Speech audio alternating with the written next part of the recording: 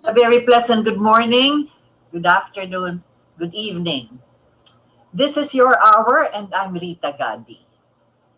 Over the past several months, and perhaps even the past years, we have been going back and forth in time. And sometimes the question arises, especially those who send their messages, they keep on asking, what am I doing with all of these past events?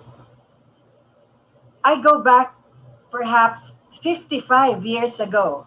If we speak of 1966, where the President Ferdinand E. Marcos first started his presidency. And then I go forward into the year of 1986 when President Marcos left the Philippines together with his family to live in exile in Honolulu. So, how long is this span of time that I have been talking about over the past years? 55 years ago from 1966, 35 years ago from 1986. Two dates, actually, 2 years that could be recorded as our contemporary history, in our contemporary history, as events which have brought about many structural changes in the nation, in our country, in our way of life, and also, and most especially, in our memories. And perhaps it is a duty and obligation for those who have lived during that time to remember at least some events, some important activities that occurred during that time, which have come about into the development, the growth, and the progress of our country, that have affected our lives in many ways, in many different ways, as a matter of fact. And so, as we go through this period or this season, as we call it, of a pandemic, a virus from which we have no understanding of, it is something new, it is still trying to be discovered as far as what are its components. Vaccines have already been created by several huge pharmaceutical firms that have already come up with an analysis of how to be able to come up with some kind of a some medication that could be able to prevent the spread of this virus, the control of it, so that it does not get very serious when it invades the lungs and whatever other organs of a person that's contaminated by this COVID-19. And so it is precisely because of this period of the pandemic that has made us realize how important it is to pick up some of the things which are so important in our lives, which could be of some benefit for our future. First, we have the figures. We have the numbers, rather. Every day we look at this. Perhaps those of you who live abroad, you also do this. How many hundreds of thousands of people have been contaminated? Billions in your respective communities. Perhaps you look at this. These are the these are the data that you, on a day-to-day basis, you would like to know. How close are they to your environment, to your community, to your family, to the street where you live? So here we have the numbers. That is the first thing that we see. And then the numbers eventually have names. In other words, you hear about government officials, some important personalities, people in the movie industry, in the entertainment industry, usually people that are normally being broadcast on a regular basis. They're either officials or they're important persons. So the numbers now become names. And then the names become faces, because then you begin to recognize who is this writer, who is this author that recently died because of COVID-19, etc. So you see how it progresses. First, you have the data where you have all the figures. How many hundred thousands? How many have been recovering? How many have died? How many is the increase that has been going on over the past several months? Over 1 year, as a matter of fact, when the virus first hit several of our countries. That was about February of 2019. Now we are April 2021. I'm sorry, 2020, and then now we're April 2021. So first the numbers, and then the names, and then the names, from there we see the faces, and then the faces we get closer now to people that we know, people that perhaps we have been in contact with sometime, friends, relatives, loved ones, even people that we know. So that is how it has progressed, and it's really driving home within our, well, our quarantine places. It is driving home the fact that so many people are already affected by this. Just when we were feeling that this COVID 19 was already um, somehow being controlled in a way, because there was already several data and figures coming out that we had 1,500 cases, 1,800, and then suddenly, sometime this February, it all just suddenly shot up to 5,000, and then 7,000, and then 11,000, and then 12,000 on a daily basis being contaminated by this. And I'm only referring to this area in this part of the world and the National Capital Region plus plus. In other words, the adjacent provinces attached to or very close to the National Capital Region, which is the 17 cities that we have here, plus one town, which is Valenzuela. So here we have the progression of how this particular virus brings back not just the anxieties, not brings back rather, it develops the anxieties and then the fear. And then, of course, we try to settle down and understand and accept that this is the situation. In fact, doctors have been saying this is the new normal that we're living with. It is like the viruses of the past, like flu, for instance, or mumps, or polio, or whatever it is that the black plague that infested Europe at some time. So all of this somehow is leading on to this new virus that we will be living with for the rest of our lives. Because viruses, as you've said, um, have no cure. You have vaccines that could be able to develop your immune system, but still the virus, if it finds a client or it lodges somewhere where it can propagate, it does that. Bacteria is something you could treat with antibiotics and several medicines for for for this treatment. But the virus will die only if it does not find any client or any other human being where it could be where it could lodge. So that is how it goes. We've lived with so many viruses in the past. There have been plagues that have affected so many countries in the past. But now we are living through this, and this is the second year that we're moving in. And so, as I've said, the numbers become names, the names become faces, and the faces become people that we know, people that we love, people that have touched our lives one way or the other.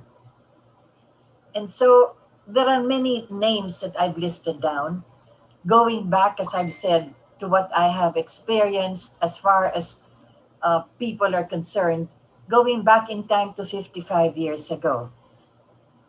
I go back to this time because that was the period when, as as a member of media and perhaps as a witness to the events that occurred from 1965, 66, and all the way to 1986 and to the present, that I am a personal witness of many of these things and have personally and professionally have had contact with personalities that lived during that time that have affected the manner by which our government operated and how many of the things that they have done have actually been cornerstones in many of the things that have made our nation grow and progress.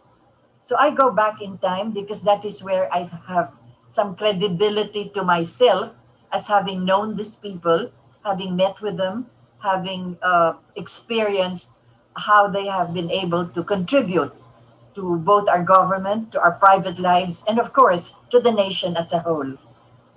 Recently, I've read names, for instance, of people that were with us a long, long time ago, moving into groups that we then called the Marcos Loyalists, a phenomenon which up to this day we have to explain where is it coming from, that up to this day you still have all of these people loyal to President Ferdinand Marcos, Imelda Romualdez Marcos, and now moving on to their children.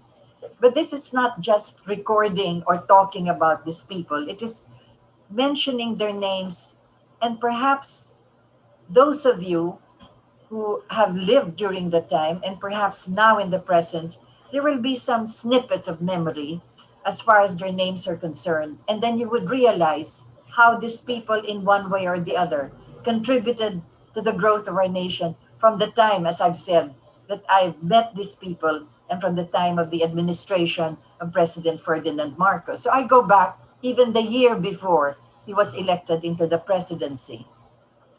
This was triggered, as I've said, because some of the names that I am now reading have faces, and the faces that I see are now people that I have had contact with a long, long time ago. So let me begin from 1965. But first, you would ask, who am I to speak of this? Many of you will probably just read Rita Gadi's Hour. Who is Rita Gadi? And why is she talking like this? Why is she going back in time to 55 years ago? First, because I owe the responsibility to history, to myself as an individual who has lived during that period, a period of 20 years of Ferdinand Marcos, which I covered as a member of media, being a broadcast journalist at the time, although that was not my profession, an accident of my career that brought me to television and to the coverage of that particular era of 21 years. And then thereafter, to be able to be associated with the widow of Ferdinand Marcos all throughout the years of exile, and then, of course, the trial that she has gone through in New York City, and then thereafter. So this is Rita Gadi. And perhaps because of the fact that I was up close personally and professionally with that particular era, as I've said, there is a responsibility I feel that I have to talk about it in a way because nobody seems to have really had some chronological view of what exactly it was 21 years and what it was 35 years thereafter. 1966, 1986, 20 years of Marcos, and then the years thereafter, which is the 35 years that we have had several presidencies and several administrations to this day. Why do I say that I owe it to history? Because many of the things that have been written, talked about, broadcast, printed, and published were all derogatory stories against the Marcoses. They were vilified as the greatest thieves. They were vilified as being a dictator and several other, which I don't have to go back and forth to. But those of you who have lived through this period of 35 years must have read it all. Prior to that, also, that is where I'd like to start because prior to the administration of President Marcos, there was a year that he prepared for the presidency. We are going to have national elections in 2022. And they say that a leader is either chosen by destiny or chosen by events. So there are circumstances evolving around the national consciousness which brings about a leader.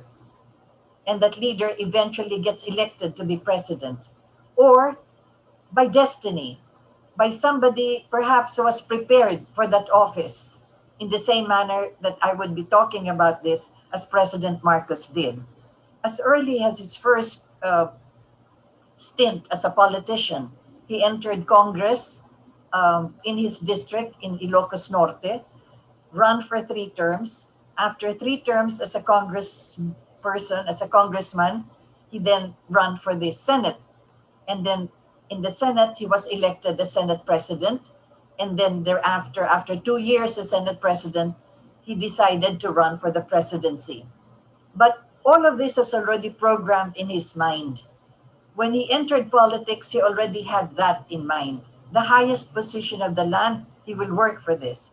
He already had, even at that stage, a vision for the country. Why do I say that I can speak about this? Because in many interviews, in many of the statements that he has made, in many of his speeches, he has spoken of this.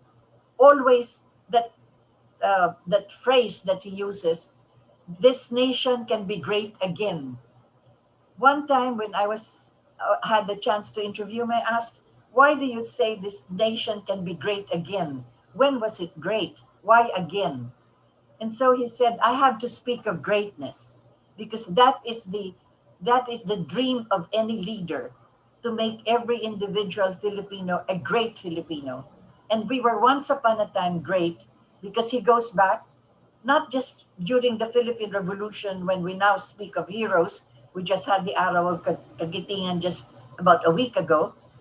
But even prior to that, in the early stages of our history, unwritten, as a matter of fact, when you had our Rajas, our Datus, the little kingdoms, when you had the names of Lacandula, Sumakwel, um, Raja Sulaiman in Manila, and all of this, he went back to that time. In fact, in his two books written about the history of the Philippines, Tadhana, you would read there that he goes all the way back to the Babaylans and the soothsayers and all of the myths and legends that color the lives of many of our heroes of the past, which, well, in many ways, they were also unwritten.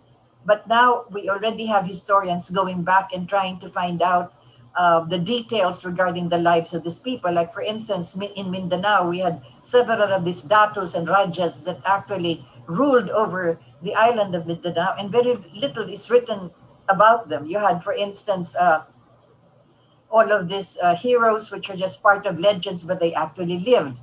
Sultan Kudarat, for instance, many of our poetry, for instance, have also been written about him. But these were the sultans, the rajas. Like, for instance, here in Manila, you had Raja Sulaiman, who burned his kingdom here along the Pasig River because he knew that Miguel Lopez de Legazpi, the conqueror, the Spanish colonial master, was going to land already shortly in Manila, and he did not want any of these colonizers to inherit the wealth, or to be able to see what he has done as far as his kingdom was concerned, and he burned Manila. That's part of the legend. It is also now developing as part of the historical records of what it was under the leadership of Raja Sulaiman. And then you had Sumakwel, Lacandula, and all the rest, and all of this in the Visayas and also in Mindanao. So that was when Marcos said we can be great again, going back to the early times when we had these great men and women. You had also the legend of a Princess Urduja all the way to Lingayen, and up to this date, there are still historians trying to gather why is Princess Urduja out there in Lingayen, in Pangasinan. What has she done for that particular place, and what was her kingdom like, etc. So that is why, as I've said, here was a president, 1966, when he first assumed his office, and for 20 years had his administration. And that is why you have this Rita Gadi hour, because very little, if not just about, not just very little, but there is hardly any chronological stories that are being said or written about or published or talked about for those 20 years of President Marcos. You have books that have been written, you have journals, you have articles, you have some of his speeches coming out. On YouTube, every once in a while, you could have some of this on video, some of the occasions that he has graced, some of the speeches that he has delivered, his state visits to the United States of America, and so many others, but not really as a whole a historical data of the 20 years of his administration. So, as I've said, since I was there at the time, even prior to his presidency, during the campaigns of 1965, all the way to his election of 1966, I owe it to myself, as far as the recorder or the chronicler of the time, to be able to reveal this to those who were interested to hear about it, as we talk about so many things today, and many things that we should also not forget.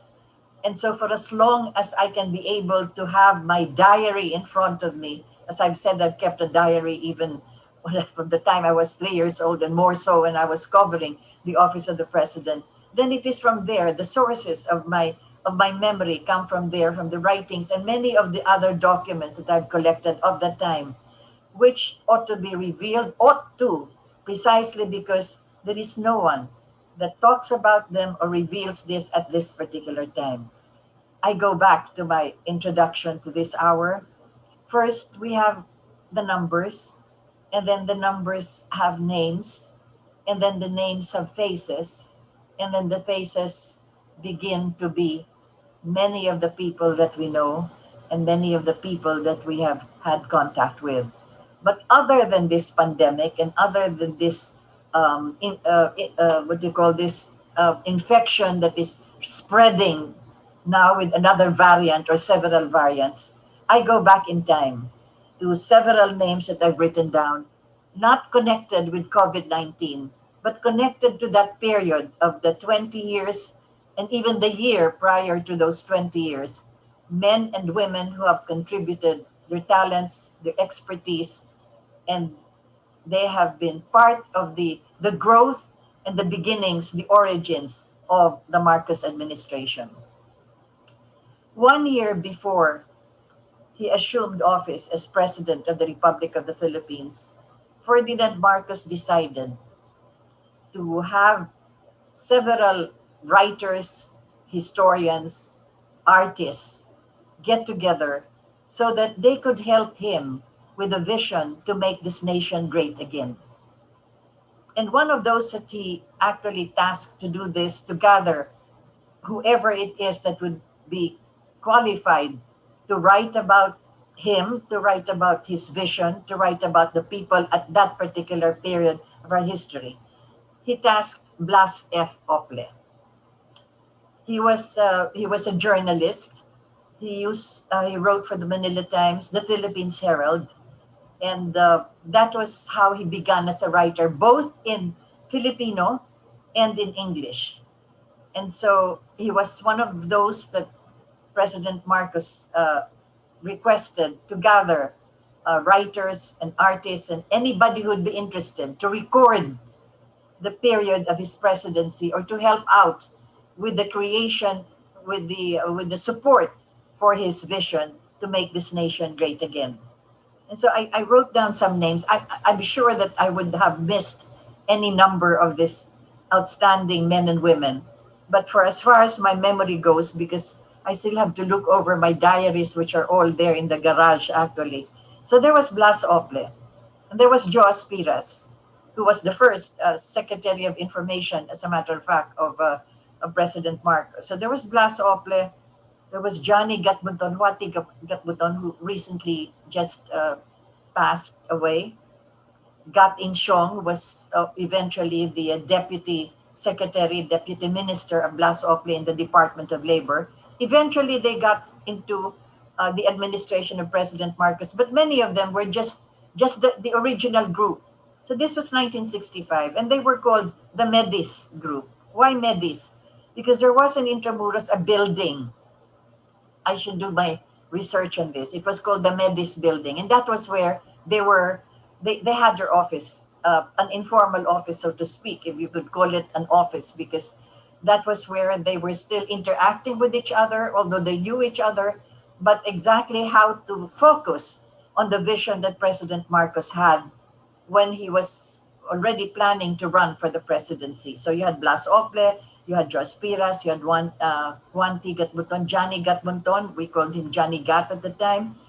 You had Gat In Siong, who eventually is also a good writer, a very good writer in Filipino, and he eventually became the deputy minister of the Department of Labor. Then you had Adrian Cristobal, who held several other positions during the time of President Marcos. But prior to that, he was a novelist, a short story writer, and he was already, I understand, he was an instructor also at the University of the Philippines, a very good writer.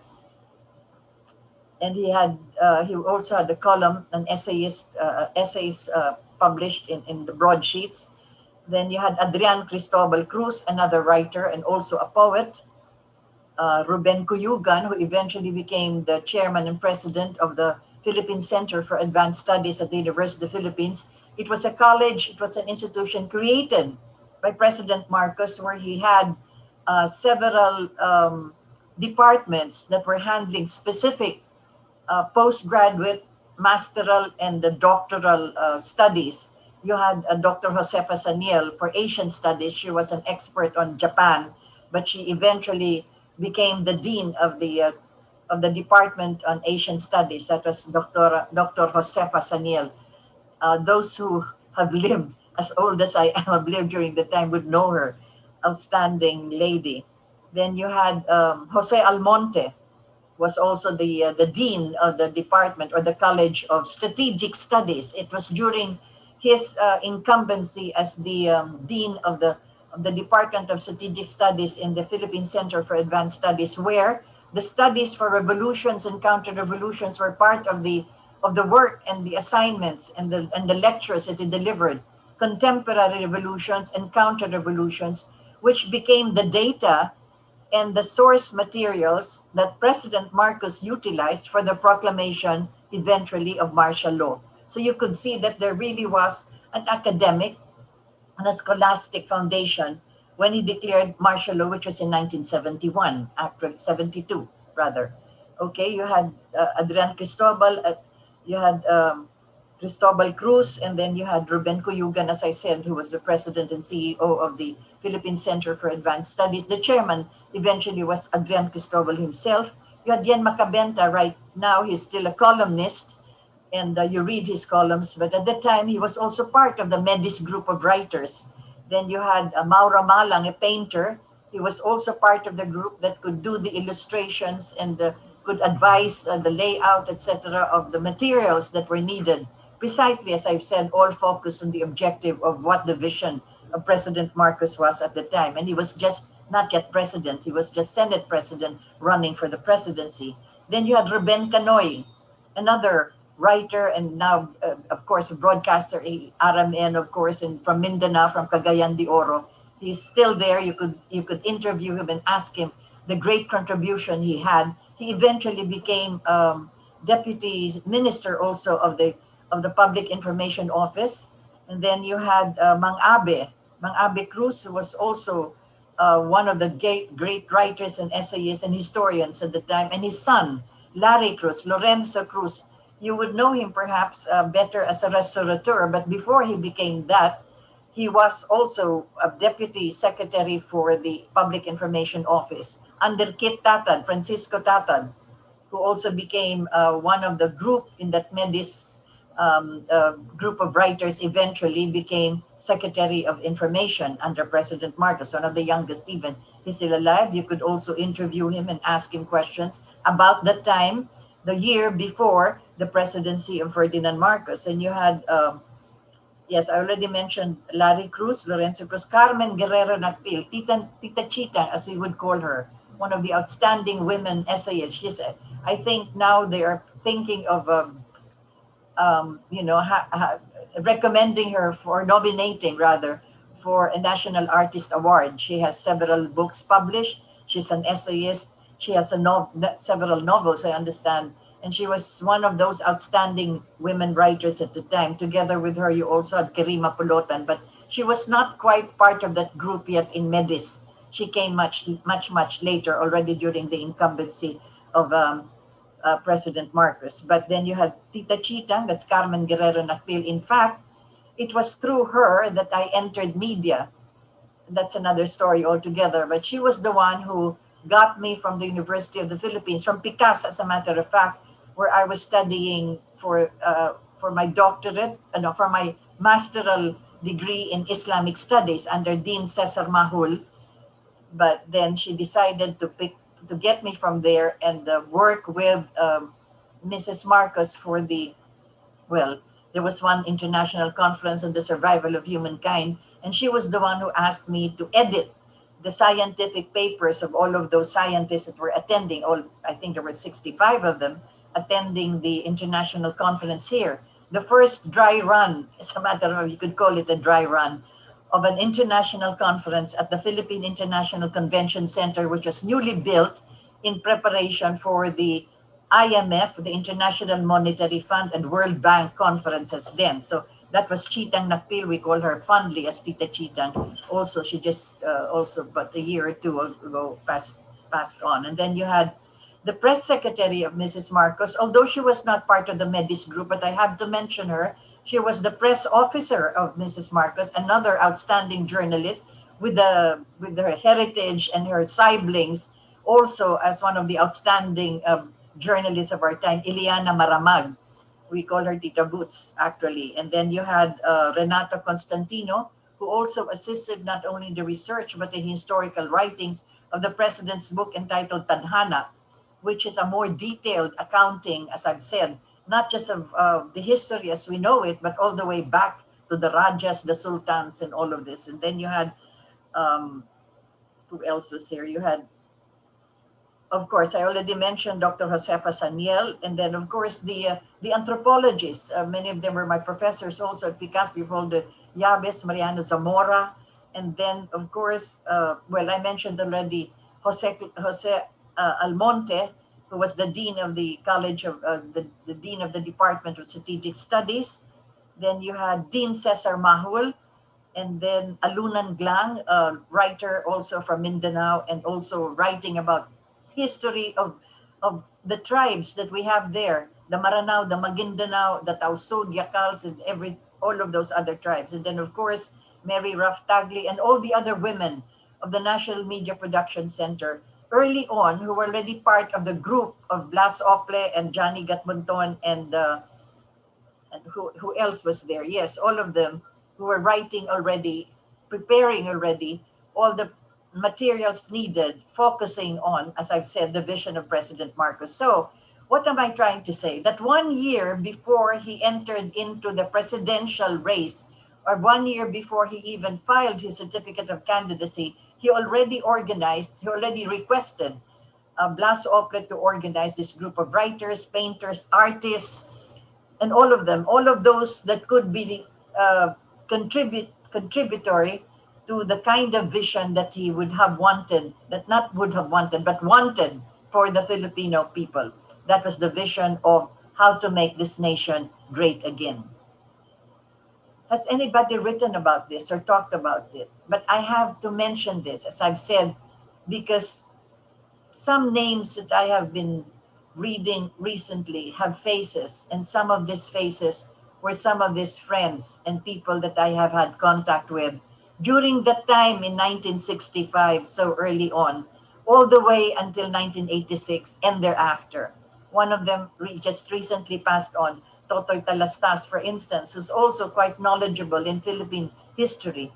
He was a broadcaster and also a good writer, and he had a radio program where he talked about both contemporary history, past history, and of course also the Marcos years. But then I think his program was closed. A radio program had to, those were not very good times for anybody talking about the Marcoses. Anyway, so that was the reason why this triggered in me, going back down memory lane to the men and women whose names I have mentioned and who are there enshrined in our literary and our journalistic history, because these were outstanding writers in their own right. And many of the things that I have written, essays, novels, etc., have all contributed to the development and the progress of the literature that we had during that time, all throughout the Marcos years and thereafter. So, but there is very little after 1986 that has been written about him through the eyes and pens of these people. Many of them were actually hindered from writing because there was that period immediately after 1986 when nobody could even speak the name of Marcos without being, well, anyway, so that's another story altogether. But that is the reason why I had to mention these names, because those of you who are still students and listening to me, then perhaps these are the names that you are studying now in Philippine literature. That was not just an era then, it is a continuing knowledge of these people that once upon a time they were part of the development of the mindset and the consciousness of all the speeches and statements made by Ferdinand Edralin Marcos, who became the president of our republic for the 20 years. And so, as I said, many of them have passed on. In fact, most of those names that I have mentioned have already passed on. But because I have had contact with them and that I have worked with them and that I have known them, personally and professionally, I feel it a responsibility to mention their names at this particular stage, precisely because many things that people want us to forget should not be forgotten because they're contributory to our growth as a nation. So we go back also now to that kind of government that President Marcos set up during the time. He did not have politicians appointed in his cabinet or classmates or golf mates because he was a golfer, or those that he would be practicing in the shooting range, which he did not do anymore because he was already a professional as far as that's concerned, even as he was a student at the University of the Philippines. So he had technocrats, if you would call it that, because they were, when they were being insulted, they were called technoquacks, but they were experts in their own respective fields. In the same manner that administrations after him also did their best to choose the best and the brightest according to the benchmark that they had and according to the environment of friends, relations, and associates that they had. But during the time of Ferdinand Edrelin Marcos, he had the he had the men and women who were experts in their respective fields, which he had appointed in their respective executive positions as members of his cabinet. And that was why during that period, we have had, of the during 20 years, we have had, as history would claim, one of the most massive infrastructure programs that our country has ever experienced, putting together past infrastructure programs and future infrastructure programs. I don't know exactly if this, what I have here in my notes is the data that is upgraded already. But if we speak, for instance, of the number of kilometers that were built, well, hundred thousands of kilometers, the Pan Philippine Highway, the Marcos Highway, and of course, the connectivity of the islands through these highways whenever possible. Um, that was the idea there already set up as part of that infrastructure. Hundreds of thousands of kilometers of roads, of bridges, of ports, seaports. In other words, docking ports in the different major islands in Cebu, in Mactan, in Zamboanga, in Bohol, all of this. Seaports and airports. So we had all of this constructed as part of that massive infrastructure programs together with other structures. I've already spoken about the dams that were built, all 38 dams during his administration of 20 years, plus 18 that are already supposed to be constructed after his term, but of course, just a few were considered. And then you had other sources of energy that was also built at the time. You had geothermal. This is, I've already spoken about geothermal energy from the steam coming from the volcanic heat underground.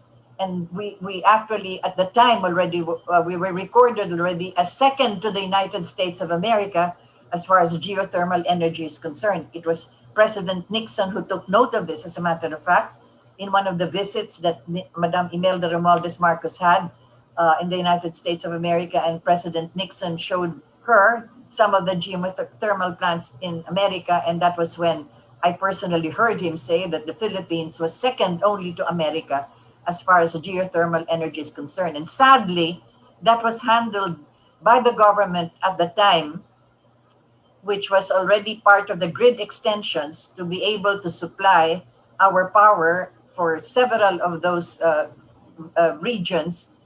But after Marcos, that was taken over by Mrs. Aquino's brother or relative, and now it is privatized. So before it was owned by the people, because the government is the people, now it is privatized. This is geothermal. Then we had other sources of energy, hydroelectric, for instance. Again, this is another matter which needs further discussion. Many dams and many of these waterfalls actually have already been converted into hydroelectric sources of energy, and grid extensions likewise have already been installed at the time, and several others were on the pipeline to be further continued. But as I've said, after 86, hindi na nga natuloy yun. But anyway, there were all of these sources of energy. And the most important of it all, which was really part of his vision, was the nuclear plant, which was built by Westinghouse in Bataan. And that was supposed to be functional already within the 18 months after it was constructed. But when Mrs. Aquino took over, it was just mothballed. In other words, hindi na pinaandar, hindi na ginamit. And they have made calculations regarding this up to this time even, that if that nuclear plant is made to function, it will cut down our energy expenses, our bills for energy by 50%, because that's one of the cheapest and the safest and the less toxic source of energy, as a matter of fact. So yan, tinayo na yan. In fact, kasabay niyan yung tinayo sa South Korea ng Westinghouse. This is a fact which I was able to gather when there was this grand jury of Mrs. Marcos in Pennsylvania, and she was being questioned about the Westinghouse involvement in the nuclear plant in Bataan. And some of those engineers and officials of the Westinghouse company were there, and I was able to talk to them. And they said that they can guarantee, in fact, the safety of the nuclear plant that they built in Bataan. And so they do not understand why the Cory Aquino government is now having a grand jury questioning the nuclear plant, but only we later learned that it was not the nuclear plant, but the insurance that was done on the nuclear plant itself. So the nuclear plant, as guaranteed by Westinghouse, was already there, and it is supposed to be functioning. We've already paid in full the cost of that nuclear plant. But as these engineers and officials of Westinghouse were telling me, that this was together with the construction they had in South Korea. South Korea now has 6 nuclear plants. We have one which is not even operational yet at this particular time. And then compare the progress of South Korea to the Philippines, how important the source of energy is for our factories, for our industries, for our agriculture, for our health needs, for just about everything that we need. Power is one of the most basic needs of a country to be able to develop. I'm already screaming as far as this is concerned, but I should not. But then again, as I said, those were the years of that kind of an infrastructure that was built during that time, together with the major structures that we have for education. We had already the structures of state colleges and universities, which to this day continue to function. And then also for, as far as the rate of education is concerned, we had at the time classrooms for every barangay. How many barangays do we have? 44,820 barangays. And Marcos had 20 classrooms for each of these barangays, and that was a continuing program that developed our educational system from the primary level. Now, I say the barangay, classrooms at the barangay. Where is that barangay coming from? The barangay was just an address before. When they say, na doon ako sa barrio na yan, that was the barangay. But it was Marcos who made the barangay a political unit, the most fundamental political unit of our country. That's the baseline. That is why we now have the barangay. And that is what we call democracy. The baseline, the fundamentals of democracy itself. When you speak of participatory democracy, that is from the barangay. Institutionalized and made as a political unit, like the mayorship, like the governorship, like the members of Congress, mayor, all of that, the barangay by President Marcos. And then they call him a dictator. He could just have ignored it, just have left it to be just a barrio address. But he made it a political unit, and that is the baseline of participatory democracy. Plus, he reduced the voting age to 18. Prior to his term, we could only vote if we're 21 years old. In fact, I was covering his campaign period and his election to the presidency, and I could not even vote at that time.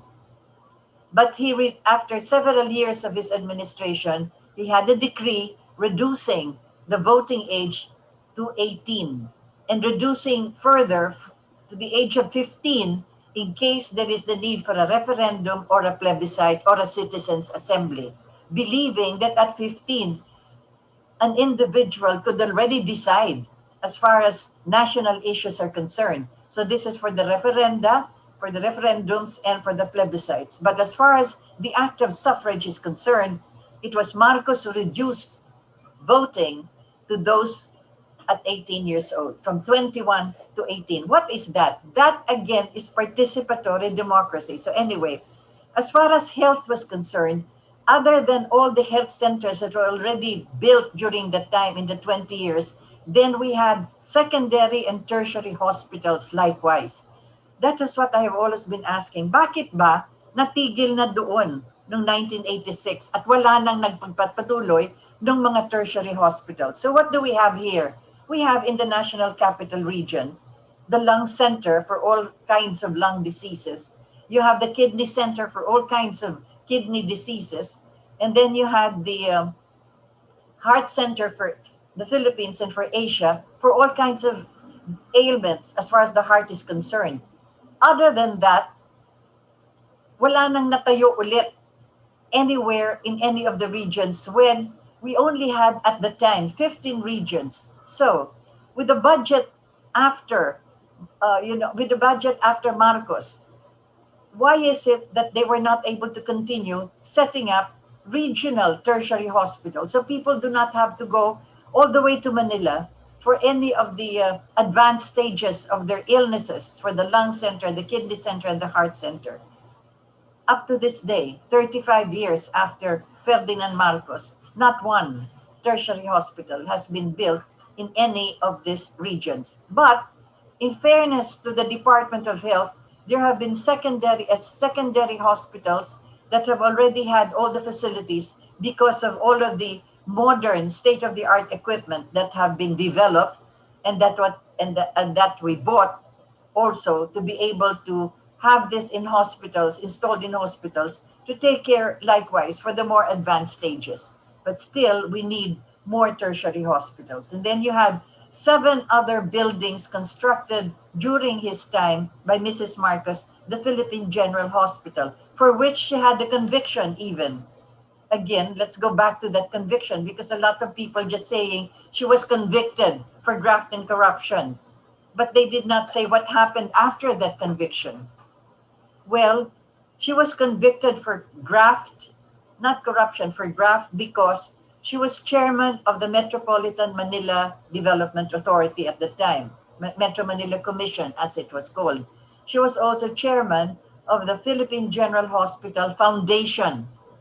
So there is a provision in law which says that you cannot transfer funds from one of your offices to the other. It needs a presidential approval, or it needs a congressional law. It needs a law from Congress. At the time, we were parliamentary, so it needed a parliamentary bill, a parliamentary act. But what she did was, she did not transfer the funds. She transferred the rental, not transferred, but she got the rental of those that were advertising at the stations of the LRT. In other words, she also was the one responsible for the LRT, the light railway system that we had at the time, the first in Southeast Asia, as a matter of fact. So in every station where you had people stepping down and people riding, there were advertisements, billboards, etc., and they rented the space. So what she did was, the payment of the rental, she transferred that payment to the Philippine General Hospital Foundation to build 7 buildings for the hospital, and that was considered graft. So she was convicted because of that. But with a review that she asked for a motion for reconsideration regarding this, because she submitted the photographs and the details on the 7 buildings, plus all the documents of where the money from the rental of those advertised billboards were, how it was utilized for the construction of several other buildings at the Philippine General Hospital. And so because of that, the chairman of the Sandigan Bayan, Garchitorena himself, reversed his decision and acquitted Imelda Marcos. So to this day, a lot of people still keep on repeating she was convicted, but they did not go through the process of finding out where that conviction led.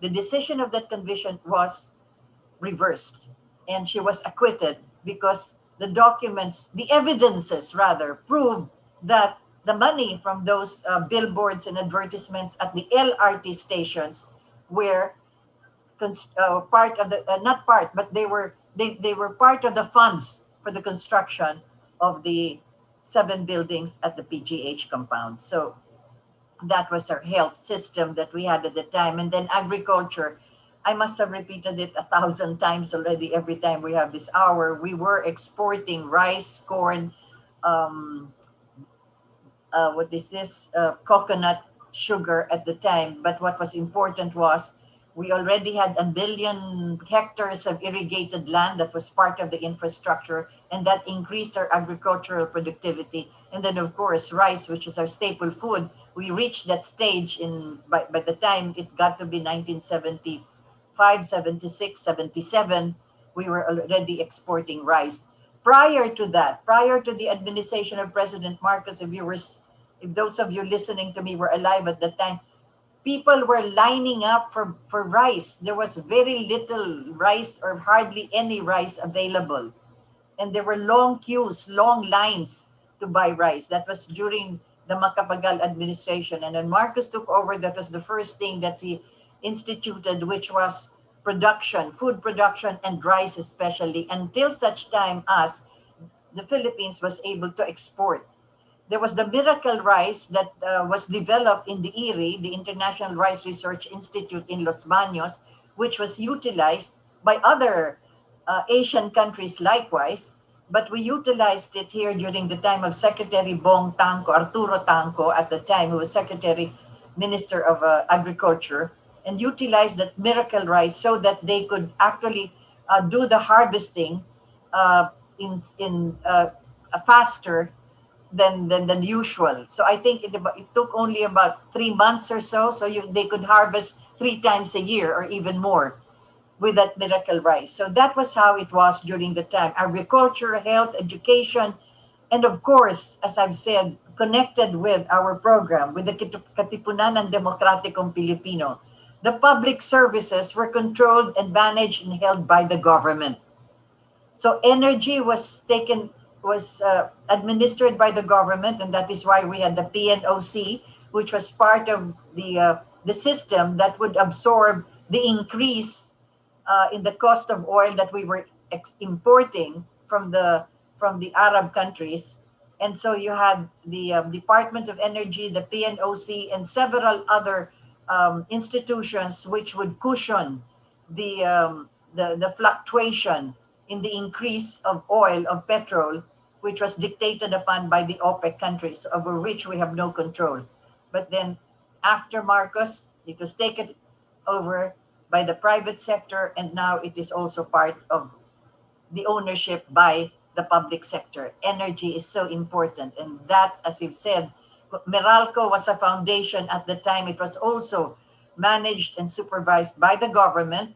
And as we've said, at the time, what was the extension of energy through the rural areas, so that they had one bulb at least for every household throughout the country. And of course, then, as we've said, there were already the plans for the nuclear plant, the other non-conventional sources of energy, geothermal, dendrothermal, and several other like hydroelectric sources. And that, in fact, distinguished us as one of those countries that developed non-conventional sources of energy, meaning not dependent anymore on petrol coming from other countries.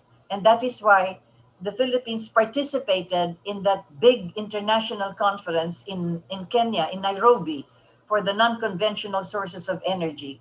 And I can speak about this because that was the time when Mrs. Marcos represented our government, presenting to that forum the non-conventional sources of energy that we already developed in our country, and that already included, as I've said, geothermal, hydroelectric, dendro, the coal. We still had coal as one of the non-conventional sources of energy, although eventually that is part of the climate change that we have to consider now. And then, of course, the nuclear plant. And as I've said, I have some knowledge of this in a way because that was also the time that I was able to interview Indira Gandhi, who was also attending that forum, presenting likewise to that forum the other non-conventional sources that India has also developed. And they already had nuclear plants, as a matter of fact, at the time. But that is what I have been trying to go back and forth to. Then and now and then. Because there was a period where whoever wanted to run the country already prepared for it even before he ran or attempted to present himself before the people to be elected to the office of the presidency. 2022, or about 700 days or maybe 680 days from the time I'm speaking now, we are going to have national elections. And that is again for the presidency and all the rest of this hierarchy of political leaders that we will be electing into office. And so I go back then so that you would realize how that if you want to run a country and run a government that will help our people and our country, then you already have that vision prepared for.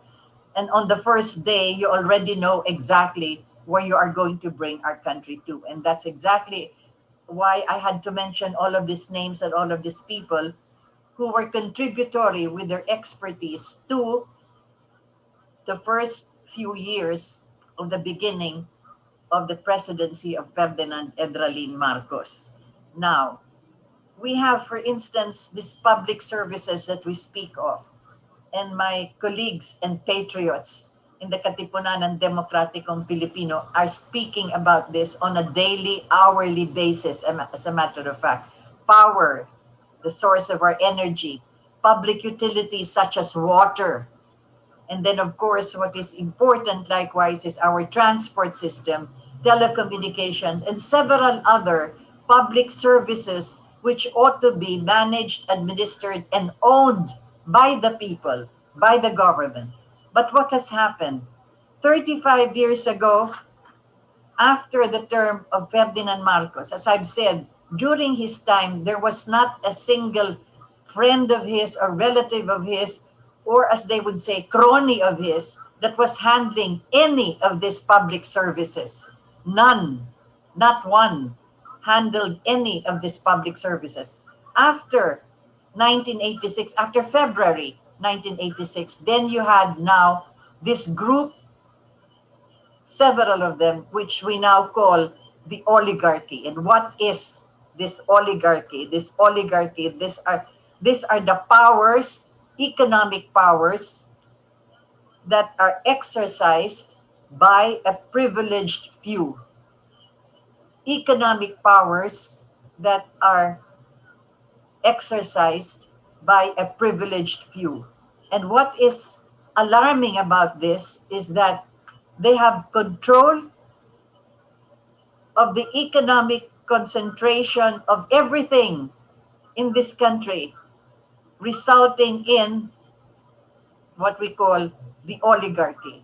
Despotic as it may be, these are the few that control the economy of our country. It is despotic in the sense because they have entered into public services. There is nothing wrong. We have repeated this 1,000 times with capitalism or wanting to be rich or wanting to be in the first 100 in the Forbes list of billionaires, trillionaires. Nothing wrong with that. But what when you use public service for personal gain, then that becomes anomalous and criminal because you are taking the benefits that should go back to the people into your pockets yourselves. You are enriching yourselves at the expense of service to the people. You could invest in other businesses and other kind of work and industries and all of this. And that is part of your genius and part of your wealth that you want to increase and be more wealthy. But once you enter into service for the people and use the benefits or the earnings from that service into your pocket, then that becomes a crime against the people. That's exactly what the Pope has said at one time when he mentioned something about unbridled capitalism is already the new colonialism. What is that? That is the imperialist control of the people.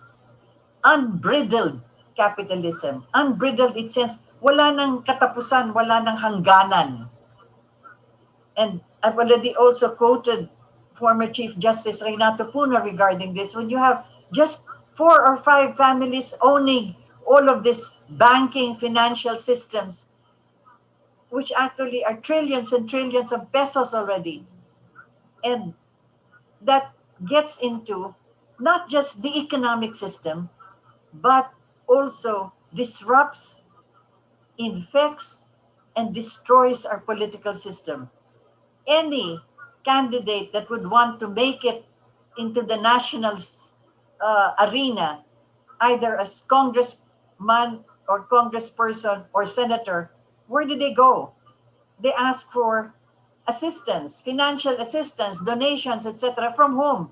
From all of these rich people until they become rich themselves so they don't have to go begging again. But you know how expensive campaigns are and how election expenses are. And we all know this. I don't have to go into these details. And that is where you have the oligarchy not just controlling the economy and public services, but also controlling our politics and our politicians. We have to think about this carefully, now and then. Now, especially because then that wasn't the case. So we had 20 years then. We had a budget of 488 billion, and that all went to all these items that I have mentioned. And then after you had trillions, trillions, and trillions in the subsequent administrations. And yet, our educational system, our health system, our agricultural system have all been messed up, or at least they have not progressed the way it should.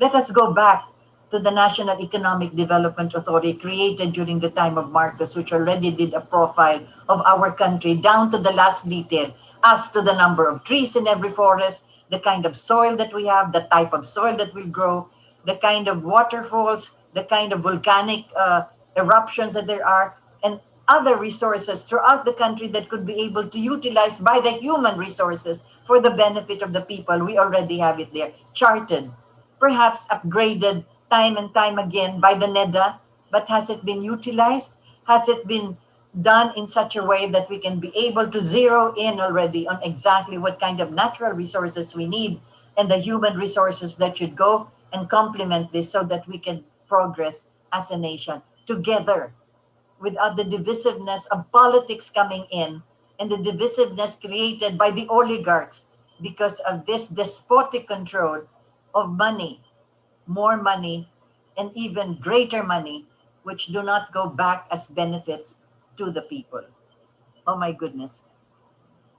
I'm almost running out of time. So maybe that is then and now. Every now and then we have to go back. Every now and then we have to go forward and look at the present that we're in. As I've said, many of the names that are coming out become the faces of the people that once upon a time we have had contact with, or once upon a time contributed to the development and growth of our country. And perhaps in many ways, this period of isolation at home for elderlies like myself is also the period that I have to go and reminisce and go and retrospect and find out what else we could share by way of remembering what was then and what it is now.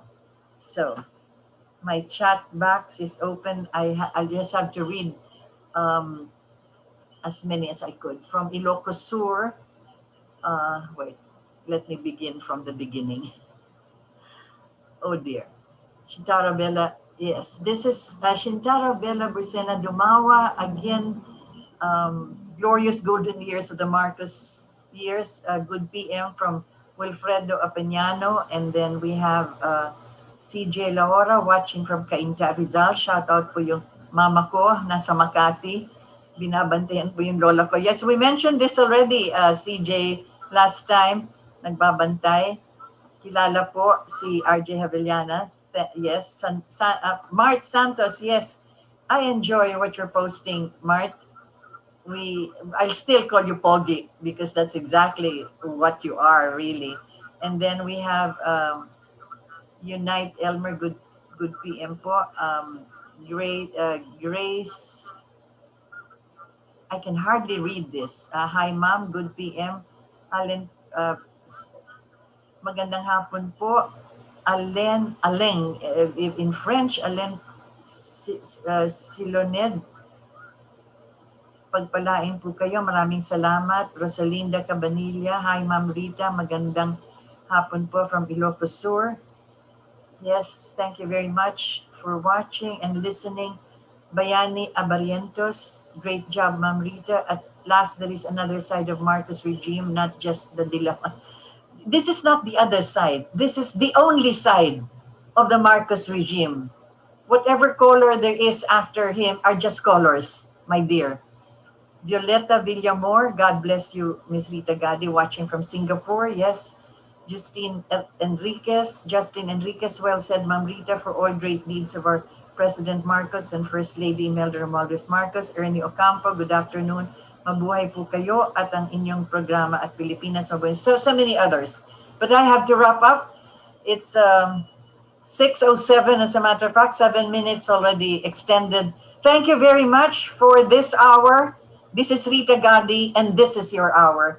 And let us pray that this COVID will finally be, well, it cannot go away, but at least we are now developing how to control it as best as we can. Dear God, guide us through this season. Thank you for having joined me. This is your hour. This is Rita Gadi.